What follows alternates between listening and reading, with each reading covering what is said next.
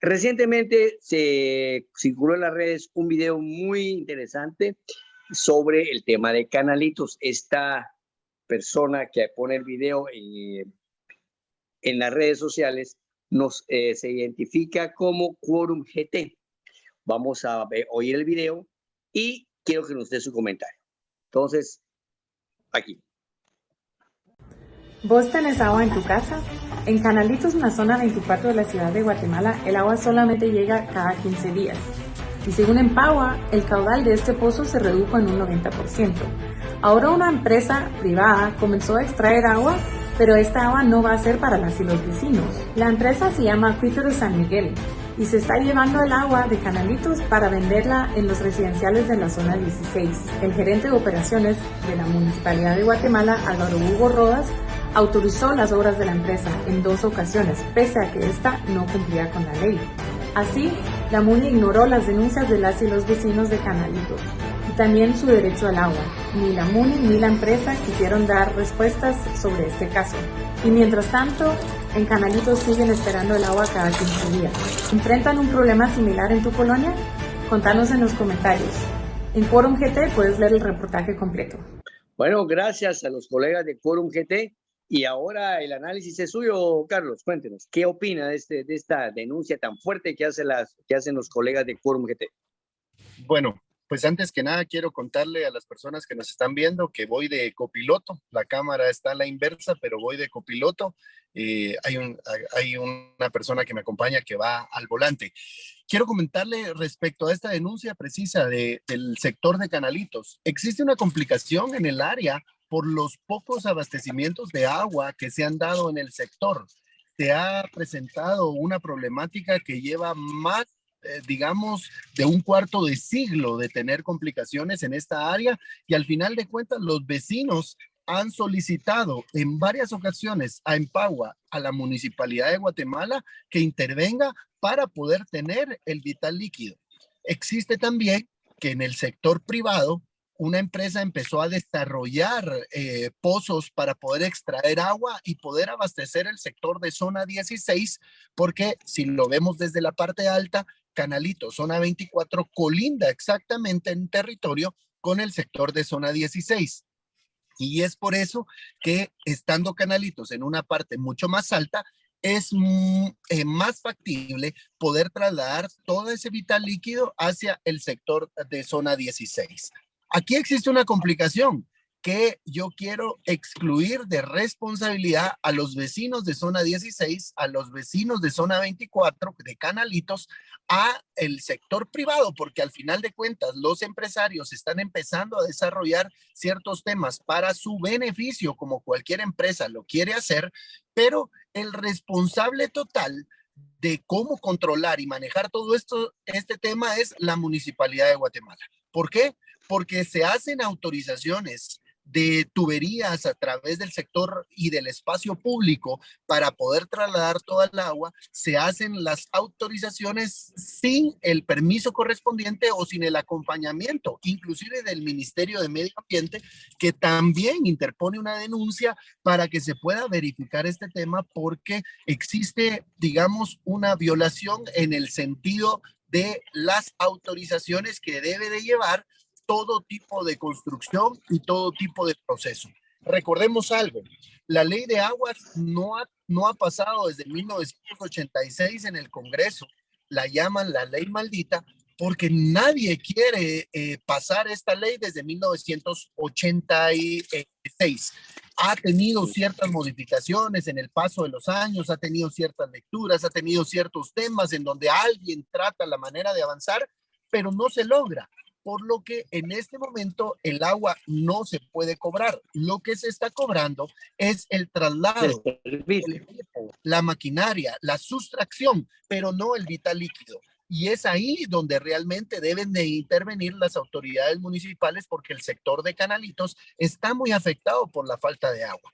Ellos tienen caudales, tienen un manto freático que pueden utilizar. También es importante mencionar que se ha empezado a dar la tala de árboles en el sector por el crecimiento de ciertas áreas de construcción y esto también va debilitando los mantos freáticos. Y es por eso que el sector de Canalitos tiene que estar abastecido con el agua que se genera en ese mismo sector. No se necesitan distintos caudales, no se necesita traer agua de otros sectores cuando en el área existen caudales que pueden abastecer a los vecinos. La denuncia va puntual, digamos. Esta página a la que usted hace mención saca toda la información y quiero comentarle que es una información bien investigada, es una información que esta página se dio a la tarea de ir con los vecinos, de hablar con cada una de las personas, de llevar a la fuente también el sector privado o el empresario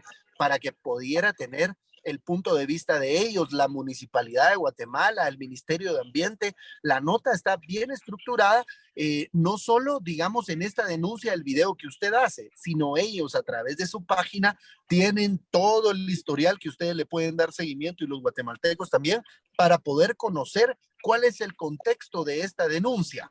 Ahora, ellos no están denunciando que un empresario privado está trasladando agua hacia un sector. Eso es legal. Al final tiene la autorización de la municipalidad. Ellos dicen que no se cumplió con la ley, pero correcto, eso habría que ver qué dice la ley de la municipalidad, porque al final ellos hacen y deshacen como les parece, ¿no? Exacto. Lo que ellos también denuncian es por qué la Municipalidad de Guatemala este tipo de proyectos los avanza sin los permisos correspondientes, está resolviendo un tramo de abastecimiento de agua para un sector, pero no está atendiendo la necesidad de otro punto que es Canalitos. El sector de zona 24, el sector de zona 18, zona 7, zona 6, zona 5, se ha estado viendo afectado por la falta de agua. Por ejemplo, el sector de zona 7. ¿Qué pasó en zona 7? Una de las plantas, que es la planta La Brigada, que abastecía a 16,800 tengo entendido yo, ¿verdad? Esa quedó fuera de operaciones por falta de mantenimiento y hoy se volvió. ¿Cómo así? Una bodega. Por falta de mantenimiento. Exacto. Por falta de mantenimiento a la planta. ¿Cómo? No llega agua. En este momento, todo esto se asolvó en esta planta, se volvió bodega y hoy este recurso que llegaba a 16,800 familias del sector de zona 7 está siendo retroalimentado por la planta Lodecoy.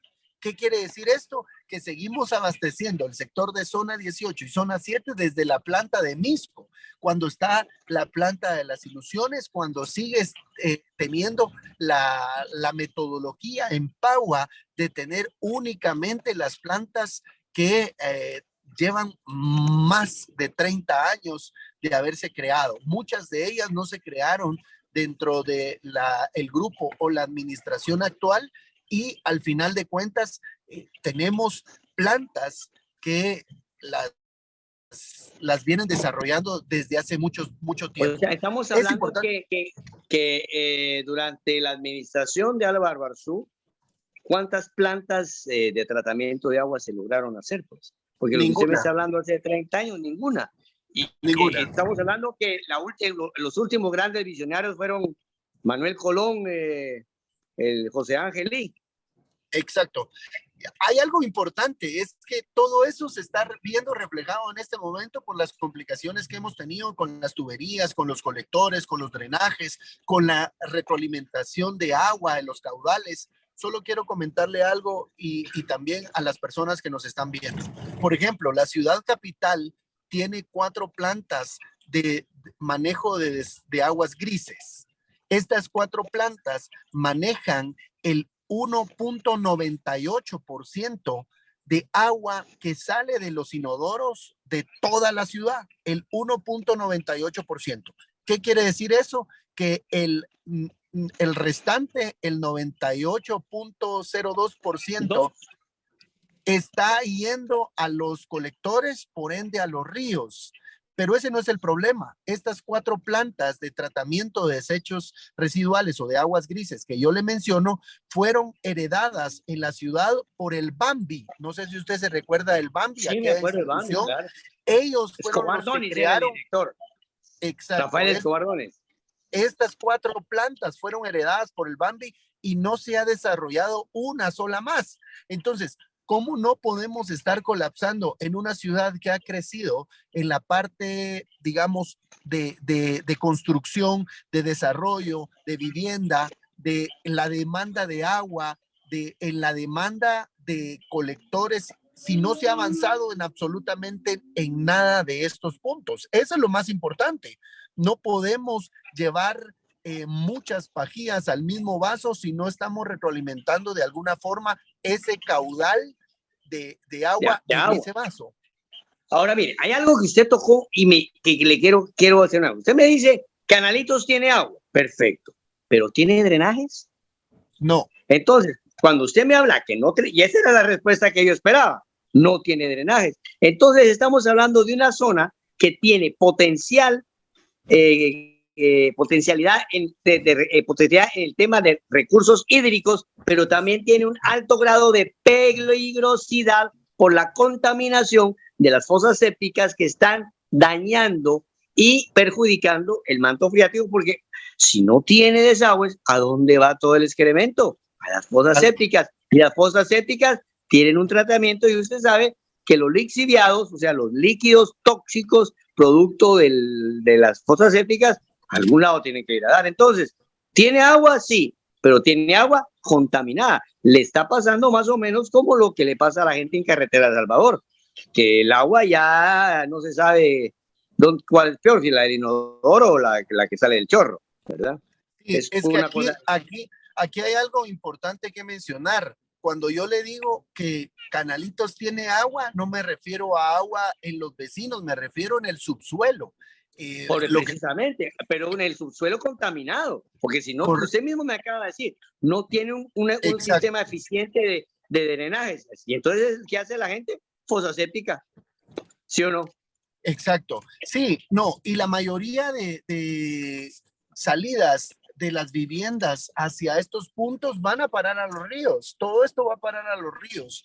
Esa es la complicación más grande, que no existe un trabajo real de parte de las instituciones, y aquí hablo en general, no solo en la ciudad capital, sino en general. No existe un trabajo o una importancia referente al al tratamiento de agua. Y no hay un avance en el tema de colectores, no hay un desarrollo en el tema de las tuberías, por ejemplo. Usted sabe tan dañina que es la tubería de asbesto por lo que genera. Y en la ciudad capital y Guatemala está llena de tubería de asbesto totalmente picada. Exacto. Y ahí tenemos que ver. Aquí eran dos grandes proveedores de agua, Mariscal y Empagua. Y las dos, por la época en que fueron creadas, utilizaron, ¿cómo se llama? Tubería de asbesto, que ya está picada. Y entonces, por ejemplo, se provee el agua, pero ¿qué cantidad de agua se queda en el camino? ¿Ah? Porque hay una cantidad de fugas impresionante. Solo para que los vecinos de la ciudad capital comprendan, el encargado de abastecer el 80% de agua de la ciudad capital es Empagua, la empresa municipal de agua. El otro 10% lo tiene Agua Mariscal, y el otro 10% lo tienen los empresarios o sector privado que abastece el agua en esos puntos. O sea, la responsabilidad mayor la tiene Empagua, y esa es la parte más importante que hay que atender, porque al final no solo es que yo en mi casa tenga mi pozo privado o tenga agua, sino también hacia dónde va, porque recuérdense que aunque sea pozo privado, aunque sea agua de Mariscal, va a parar a las mismas tuberías de drenajes y colectores de la ciudad capital. Entonces existe y debe de existir un trabajo importantísimo de las instituciones de poder trabajar en esto, pero como sabemos que eso no genera aplausos, que las obras que se hacen bajo tierra no generan aplausos, no genera un crecimiento dentro del sector político, digamos, no se le aplaude. Hay muchas áreas en donde no se ha trabajado el tema de colectores, y definitivamente eso nos tiene con grandes complicaciones. hay un tramo dentro del vertedero que tiene aproximadamente un faltante de 1,100 metros de colector, que es donde precisamente arrastra toda la basura hacia el sector de Chinautla y por ende hacia el Motagua. Esa es la parte fundamental de la demanda que tiene Honduras, que tienen otras entidades. Ahora, mire, yo creo que aquí estamos siendo un poquito severos con respecto a la responsabilidad que tiene la municipalidad. Carlos, aquí el gobierno tiene que meter la mano, porque Exacto. es un problema que sobrepasa totalmente a la municipalidad. Y el tema Exacto. de la contaminación Río Motagua, no, aquí se tiene que hacer. Usted sabe, yo participé en la legislación de 1985, la creación de la Constitución, y esa ley de aguas no pasó en nuestro periodo, en el primer periodo, que era el de Vinicio Cerezo, porque se aducía que habían otras leyes más importantes que desarrollo, pero ni esa ley, ni la ley del antimonopolio han pasado porque tienen la cruz y la calavera del sector privado, que sabe que en el momento en que se regule la producción de agua, la producción, se regule el uso del agua, van a haber muchos problemas con el tema del río. Usted, por ejemplo, está en Quetzaltenango. El río Salcajá se ha teñido de diferentes colores. Ay, no solamente por el tema de Tecunumán y la batalla, sino que por las tenerías, por las tintorerías y todo lo que hay por ahí. Bueno, vamos a cambiar un poquito de tema. Carlos, ya hablamos bastante con respecto al tema del agua. Ahora quisiera que tocáramos un tema que usted hizo de alguna manera viral en las redes, porque le dieron palo unos y otros lo apoyaron. Y es el tema de la responsabilidad que tienen los manifestantes frente a los derechos de los funcionarios. Usted manifestó en un tweet, me parece, o en una publicación de Facebook, que estaba de acuerdo con los manifestantes, pero con ciertos límites. Por favor, explíquenos cuál es su postura frente a las manifestaciones tipo Codeca, las manifestaciones tipo los exmilitares que bloquearon las calles. Cuéntenos. Bueno, mire, hay algo que es muy importante mencionar. Nosotros como guatemaltecos tenemos derecho a manifestar, tenemos derecho a exigir a través de la manifestación algo en el cual no estamos de acuerdo o algo que nosotros queremos.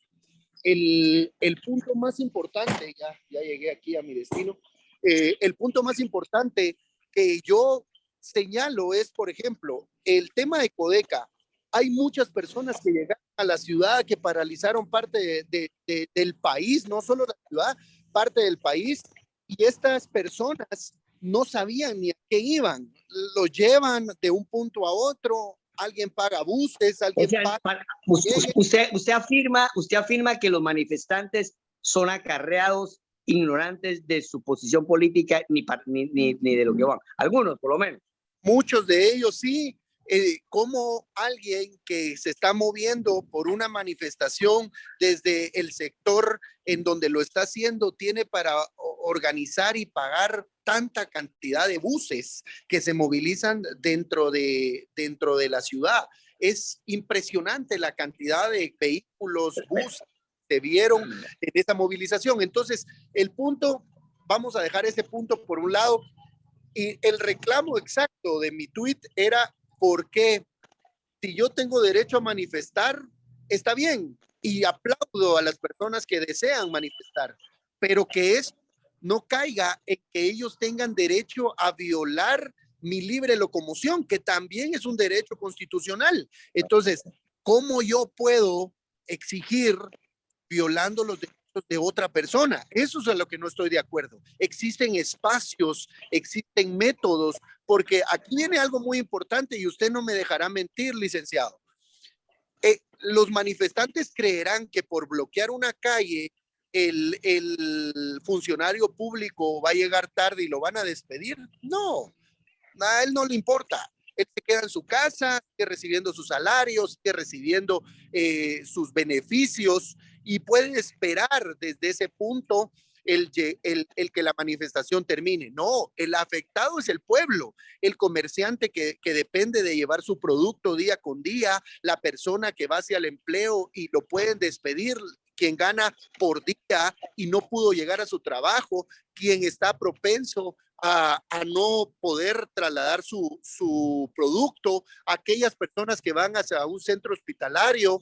Esas son las personas que realmente sufren las manifestaciones y los bloqueos que se hacen, no los funcionarios públicos. Y esa es la parte indispensable de pero Carlos, cuando yo he hablado de esto con algunas manifestaciones, personas que trabajan en las manifestaciones, que organizan las manifestaciones, y voy a ser específico, yo otra vez hablé con un colectivo de mujeres. Dice, mire, ¿por qué dañan la propiedad privada? ¿Por qué rayan las paredes y hacen todo eso? Y al final, ustedes están generando una violencia innecesaria. Y ellos me decían, es que vea, del caos surge la atención y de la atención la solución. Imagínense, miren, y esto, del caos surge la atención y de la atención surge la solución. Esto no es algo que se inventaron las señoras feministas o los señores manifestantes, no. Eso es algo que un filósofo italiano, Gramsci, habla sobre lo que es el desmantelamiento de la hegemonía cultural, y él dice que solo del caos surge la atención y luego la solución. Entonces, usted hace una manifestación pacífica, nadie le para pelotas, el funcionario no se hace bolas, el presidente no mira para un lado, el alcalde mira para otro lado. Entonces, ante esto, ¿qué sugeriría usted? Por ejemplo, Mire, esta gente de Canalitos que estamos hablando, tienen el problema, agua cada 15 días, no friegue, y el alcalde no mira para ningún lado. ¿Por qué? Porque él abre su chorrito en la zona 16 y no pasa nada. ¿Cómo lo la mejor forma de manifestarnos es a través de los procesos electorales, en donde ya le damos consentimiento. Pero Carlos, eso es cada 4 años. Y con maquinarias como la que ha tenido el unionismo, jodido. Sí, pero es que usted me hizo una pregunta que lleva varias respuestas, por ejemplo. A ver, dele, a ver. Una de ellas es poder realizar las manifestaciones directamente en contra de las personas o las instituciones y llegar hacia esos puntos. En una ciudad pujante, activa, en donde se concentra la educación, la economía, el comercio, aquí allá en la ciudad capital, porque ahorita estoy en Shela, allá en la ciudad capital es donde se concentra la mayoría de movimiento del país. El único aeropuerto internacional está en la ciudad capital. Entonces, ¿por qué afectar a las demás personas cuando se debe de exigir algo directamente en contra de los funcionarios que tienen que resolver?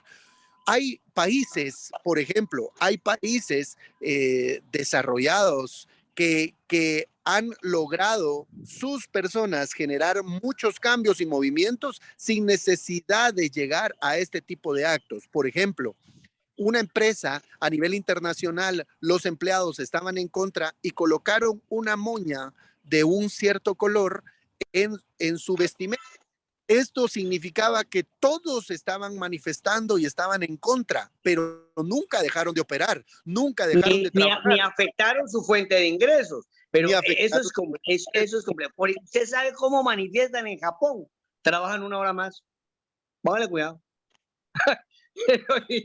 De otro planeta, de otro mundo. Mire, hablando de cositas ya, porque sé que tiene que ir a ver lo de su niña, y le agradezco la deferencia de atenderme. Usted en Quetzaltenango y amigos televidentes, aquí donde ustedes ven, estoy trabajando fuera del país, haciendo una serie de especializaciones con mi esposa. Yo estoy en la India, en Asia. Estamos haciendo un tema diferido aquí con Carlos. Mire, no puede ser. Ahorita son las casi 9 de la noche, o casi 9 de la noche acá en India. Yo estoy en Nueva Delhi. Sí, estoy en Nueva Delhi, pero siempre pendiente del programa porque ahí estamos. Mire, Carlos, ¿cómo es posible? ¿Usted se da cuenta la tragedia de que un carro sea tragado por un hoyo en Villanueva? Es el tema de los colectores. ¿Recuerda la tragedia de la zona 6? Usted vivió esa tragedia porque usted estaba en esos tiempos, creo, por allá. No, estamos hablando de peligros latentes en Guatemala. Exacto. Todavía no estaba en la municipalidad, pero sí recuerdo los dos incidentes. Uno que fue el hundimiento de zona 2 y el otro el de zona 6. y no digamos esto trágico que acaba de pasar en el sector de Villanueva. El punto más importante acá siguen siendo las instituciones municipales, los colectores, el tema de la supervisión en el tema de fugas y sobre todo esas rupturas que se generan en los colectores. Yo a través de TikTok o a través de mis redes subí un video que explicaba realmente cómo sucede, porque cuando tenemos el colector y hay una fisura, lo que hace, como estos colectores se encuentran a más de 30 metros de profundidad, empieza a socavar todo el material, digamos, el selecto o la parte que está arriba del colector, empieza a filtrarse adentro del colector con esa ruptura y empieza a salir con la fluidez del agua. Nadie se da cuenta porque todo esto está pasando bajo tierra. Al momento en que llega hasta la capa asfáltica y la capa es vencida por el peso, ahí es donde realmente vemos la profundidad de lo que se ha generado. De lo contrario, no son hundimientos que se generen de la noche a la mañana. Estos se oyen en retumbos, se escucha en movimientos de tierra. Tiene que haber un control por parte de las instituciones, pero para decirle algo que es muy real, la ciudad capital, la institución municipal, o en este caso en Pagua, no sabe ni dónde pasan los colectores o la parte principal de las tuberías. No tienen mapas, no tienen toda la documentación necesaria para poder decir, vamos a reparar, o esta fuga está generándose por tal cosa, el colector puede estar... Usted me está diciendo que la municipalidad no tiene mapas. No hay mapas. De los colectores. Digamos, yo en su momento lo solicité, no fueron proporcionados. Después, en el tiempo, ellos han trasladado información a los medios que no existe una documentación de este tipo. Y es por eso que también vemos, si usted se recuerda, hace ya un par de meses que también fallecieron 2 empleados de la Municipalidad de Guatemala por estar revisando precisamente el colector que pasa sobre la 18 calle de zona 10 en el sector de los Próceres. Ahí hay un colector que pasa sobre toda la 18 calle y ese colector fue el que se vio, digamos, ellos estaban supervisando, pero en una época en donde no se tiene que supervisar, en una época en donde existen otra metodología o tecnología específica para poder verificar si hay alguna fisura, grieta, daño dentro de estos colectores. Ahora hay sondas con visión nocturna. Yo pienso que no es necesario arriesgar una vida humana, pues si ya la tecnología nos permite. Imagínense, ustedes saben que Santarango, yo estoy en Nueva Delhi, y estamos hablando, ¿será que no hay una sonda? Si tiene una sonda, los vemos en las películas, no puede ser. Hay hasta robots que en este caso como drones, los drones existen para poder sumergir en este espacio y poder trasladarlos hacia cada una de las áreas y poder supervisar toda la tubería. Existen escáneres superficiales, hay, con decirle, hasta escáneres satelitales que nos permiten saber cómo está el subsuelo. O sea, el avance en la tecnología ha sido impresionante, pero muchas instituciones se han quedado paradas, paralizadas y no han desarrollado esa parte que es fundamental. La ciudad capital debe de ser supervisada por debajo, debe de haber una planificación que exista para el tema del avance de los colectores, de los drenajes, de las tuberías, el cambio de estas tuberías, el abastecimiento de agua en toda la ciudad. No hablemos únicamente de Canalitos, hablemos de toda la ciudad, porque debe de ser importantísimo que las autoridades velen por este derecho de los guatemaltecos. Ahí está el recurso. Empagua tiene 736 millones de quetzales. Empagua tiene ese recurso, pero no puede ser posible. Y tiene un empleado de 400,000 que supuestamente revisa todas esas cosas, ¿no? 450,000 al mes. Perdone. Sí, ya te estaba rebajando. Pues mire, Carlos, no yo le vaya a ser que agradezco. llame y reclame. Y reclame por esos 50 que le hacen falta. Bueno, Carlitos, muchísimas gracias por su atención. Yo sé que